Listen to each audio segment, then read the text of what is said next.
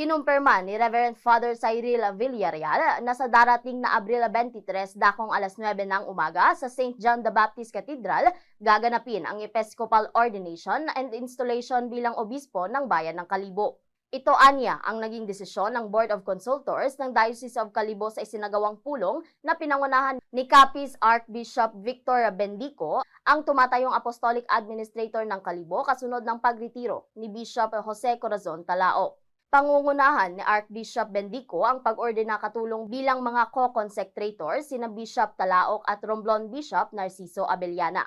Inaasahang magbibigay rin ng mensahe sa seremonya si Manila Archbishop Jose Cardinal Advincula, dating Arsobispo ng Capiz, kung saan nagsilbing Vicar General si Bishop-elect Villarreal.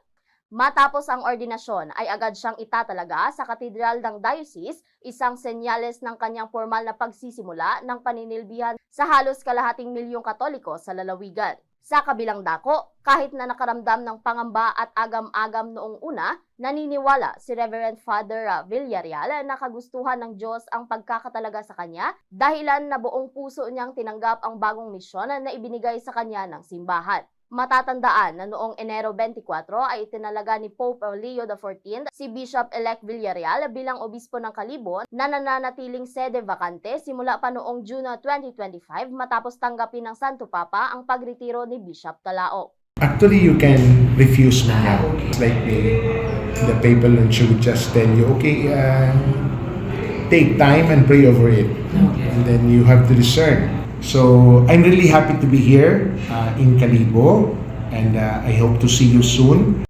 Si Bishop-elect Reverend Father Cyril Villarreal sa kanyang naging pahayag. Mula rito sa Bombo Radyo Kalibo, Bombo Ashley May Pamaos nag-uulat, and this is Bombo Radyo Philippines, the #1 and most trusted source of news and information. Basta Radyo. Bombo!